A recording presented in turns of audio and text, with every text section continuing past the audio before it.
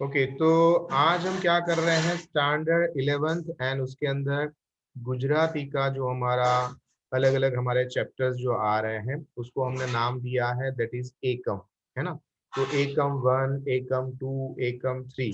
एकम 3 के अंदर जो है संधि एंड समास। संधि के बारे में हमने पहले जान लिया।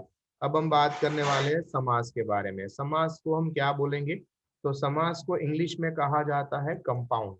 कंपाउंड क्या करता है, दो शब्दों को मिलाने की कोशिश करता है या फिर दो शब्दों को अलग करता है।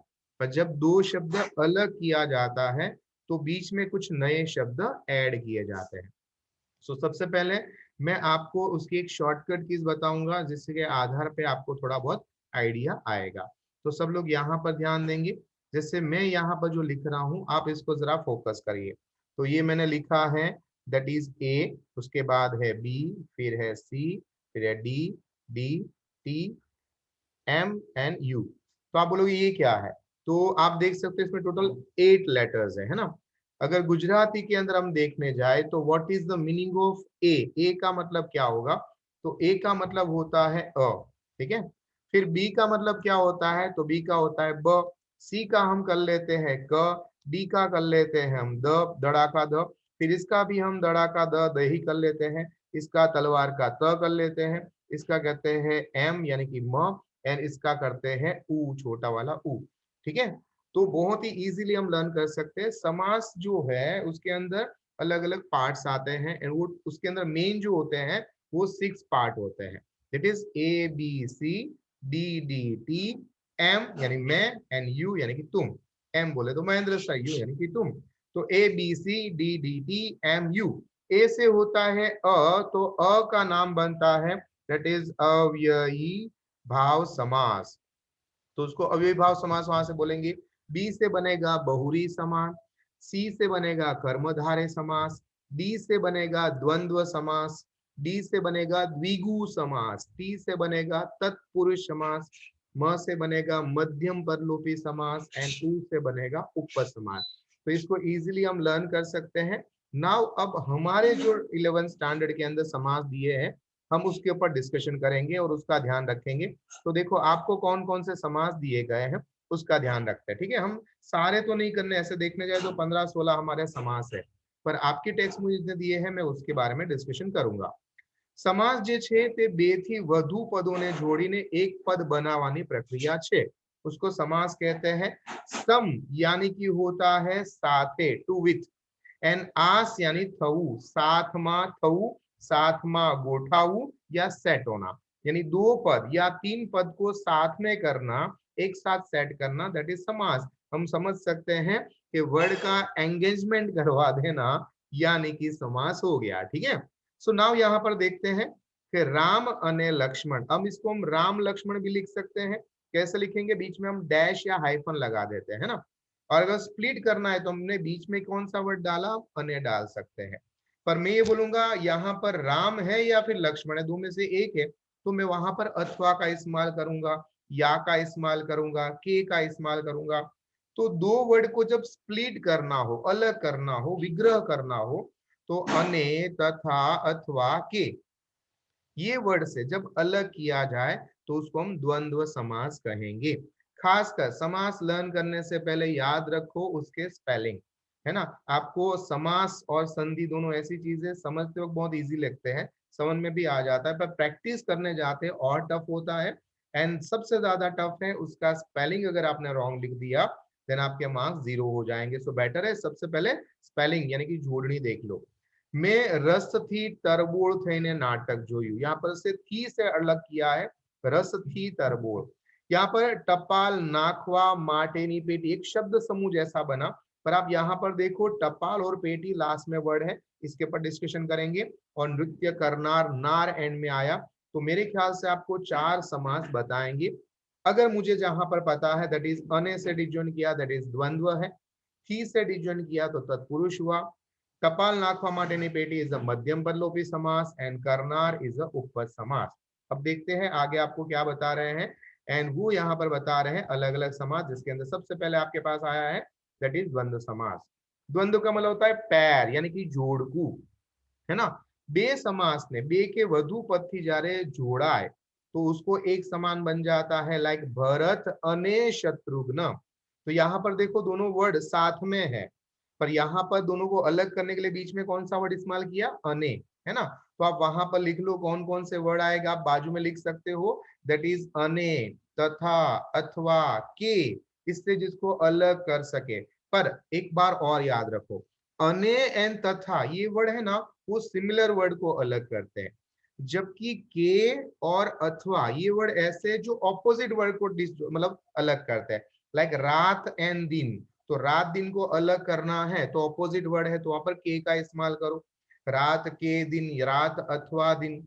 या फिर आप पाप पुण्य है, स्वर्ग नरक है, काड़ू धोड़ू है, तो ये वर्ड ऑपोजिट वर्ड है ना। तो वहां पर आप के और अथवा का इस्तेमाल करोगे तो ज्यादा अच्छा आएगा, लाइक दिवस के रात, जय के पराजय, ऊंच के नीच, सोय के दोरो, सुई धागा को सोय दोरो कहते हैं, हार के जीत। तो दैट इज द्वंद्व समास। क्लियर है, बहुत इजी है, 4 वर्ड को लर्न करोगे, थोड़ी प्रैक्टिस करोगे, आपको आइडिया आ जाएगा।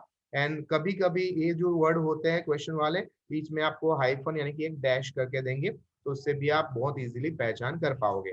तो उसके बाद है तत्पुरुष समास। तत्पुरुष समास में बहुत सारे वर्ड्स होते हैं, पर आपको सिलेक्टेड दे दिए हैं, तो ये बहुत अच्छा है। पर आपको मैं इजीली लर्न करवा देता हूँ, दैट इज ए, ने, मा और थी। वापस से रिपीट कर रहा हूँ, ए, ने, मा और थी, ये 4 लर्न करने हैं। ये हमारे अनुग है। उसमें से जो ना है, ना, उसकी पूरी बारात आएगी तेरे, ना, नो, नी, नू, ने, नई, नो, नम। ठीक है, तो करीबन 9 जितने आपके लेटर्स बन गए। आपको 4 को याद रखोगे तो बाकी तो अपने आप से याद आ जाएगा। दैट इज ए, ने, मा, थी, फिर न के पूरी बारात ले लो, न को छोड़कर, ना, नी, नू, ने। इसके अलावा यहाँ पर है थकी, वड़े, द्वारा, माटे। तो ये जो है, अगर जब 2 वर्ड को अलग करे और ये बीच में वर्ड अगर आ जाए, दैट इज तत्पुरुष समास। बहुत इजी है। देखो, स्नेह पूर्ण, तो स्नेह थी पूर्ण, यहाँ पर हमारा थी वर्ड से देखो डिजॉइन किया है, तो यस तत्पुरुष समास। अच्छा, इसके दूसरे सब पार्ट भी होते हैं, है ना, कर्म तत्पुरुष, कर्ण तत्पुरुष, पर आपको ये सब पार्ट नहीं दिए हैं। आपको डायरेक्ट तत्पुरुष समास लिख दोगे, बहुत ही इजीली आपका काम भी हो जाएगा। पर सबसे इंपॉर्टेंट बात वापस, के तत्पुरुष समास का स्पेलिंग रॉन्ग नहीं होना चाहिए। गर्भ मतलब माँ की कोख में था, तब से पैसे वाला है, गर्भ थी श्रीमन। आप वहां पर गर्भ माँ थी श्रीमन भी ले सकते हो, पर आप थी से करोगे तो अनुग इस्तेमाल किया, माँ थी इस्तेमाल किया तो नाम युगी इस्तेमाल किया। पर कहीं ना कहीं वो तो वर्ड एक के ही है, इसके ही है, तो इजीली आपको पता चला, दैट इज तत्पुरुष समास। मित्र नो भाव, आशा थी भरिया, विद्या माँ चतुर, शोक वड़े आतुर, स्नेह थी आधीन, फूल नो हार। तो आप देख सकते हो, तो ये जो वर्ड होते हैं वो तत्पुरुष समास में आते हैं ना। उसके बाद है मध्यम पद लोपी समास। इंग्लिश में आप याद रखो, इसको ज्यादा इजीली कर पाओगे। मध्यम का मतलब होता है मिडल, पद का मतलब होता है वर्ड्स, एंड लोपी मतलब क्रॉस करना, मिडल वर्ड को क्रॉस करना, यानी होता है मध्यम परलोपी समास। मध्यम का मतलब मैंने क्या आपको बताया, दैट इज मिडल। पद का मतलब मैंने क्या बताया, दैट इज वर्ड्स, एंड लोपी मतलब क्रॉस कर देना, मिडल वर्ड को क्रॉस कर दो। ठीक है, अब यहाँ पर क्या लिखा है, आग गाड़ी। पर कोई ऐसा बोलेगा सर आग नी गाड़ी, तो दैट इज रॉन्ग। आपने अलग उसको अलग किया है, मतलब डिजाइनिंग अलग किया है। क्यों, देखो मेरा घर है, ठीक है, मैं अपने फ्रेंड को दिखाऊंगा कि वो देखो महेंद्र नू घर, क्योंकि मैं उसमें रहता हूँ, मेरा घर है। ऐसा मैंने बोला कि ईंट नू घर, ब्रिक्स का घर बोला, सीमेंट का घर ऐसा बोला नहीं, क्योंकि सीमेंट से बना है, वो उसमें रहता नहीं है। तो आग द्वारा चालती गाड़ी को आग गाड़ी कहते हैं, आग उसके अंदर नहीं रहते हैं। अगर आग अंदर रहती है तो आग नहीं गाड़ी ऐसा बोलेंगे। क्लियर है, घोड़ा द्वारा चलती गाड़ी, देन घोड़ा गाड़ी। क्लियर है, उसी तरह से टपाल नाखवा माटेनी पेटी, टपाल पेटी।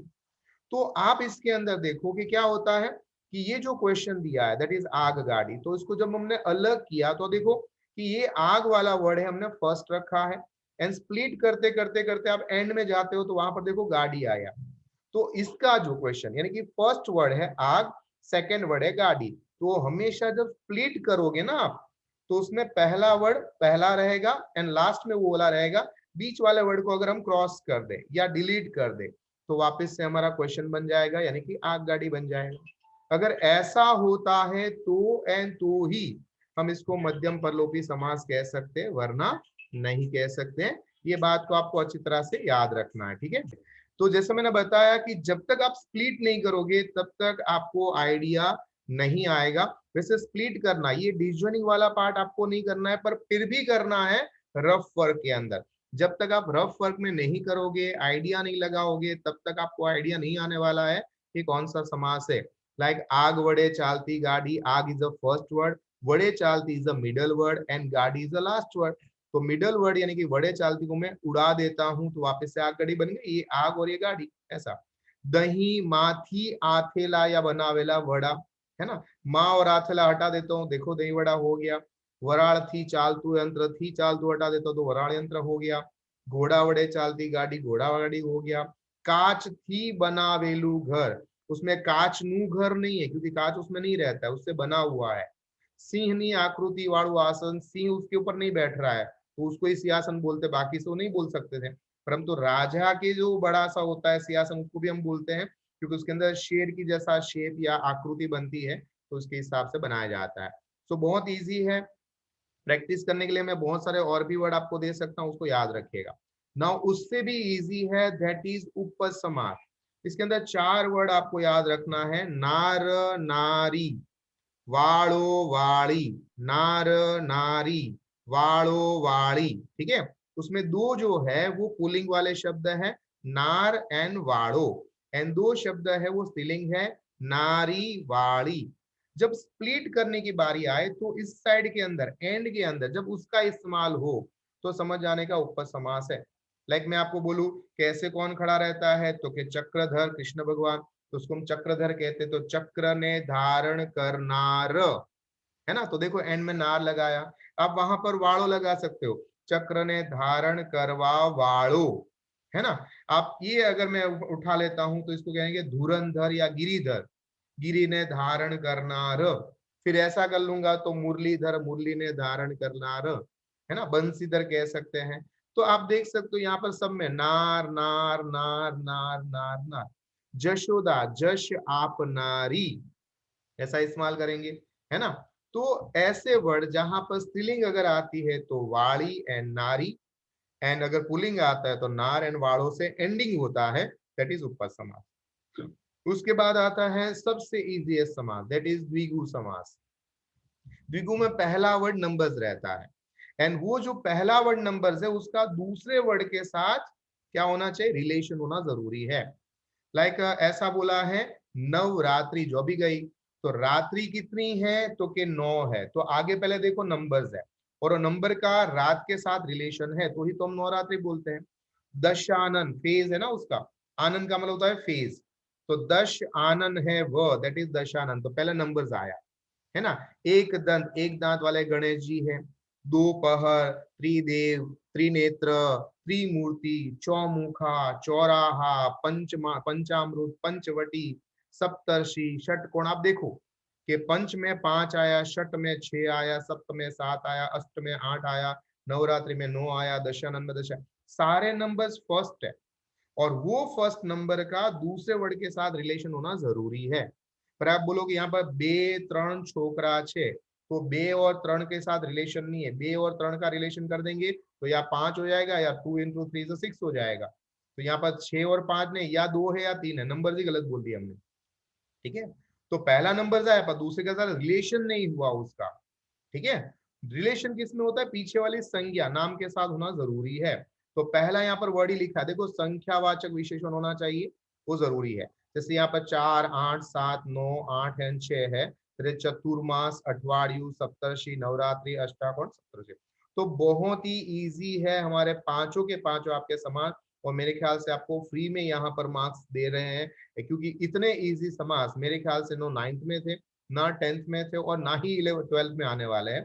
सो अगर समास वाला अगर टॉपिक आ रहा है तो आप गारंटेड बहुत ही अच्छे मार्क्स स्कोर कर सकते हो। एक्सरसाइज फटाफट से शुरू कर दो और मुझे बताओ कि आपको कितना आता है एंड क्या आता है। दोनों एक्सरसाइज लिख के मुझे बतानी है अभी के अभी, तुरंत ही, फटाफट से।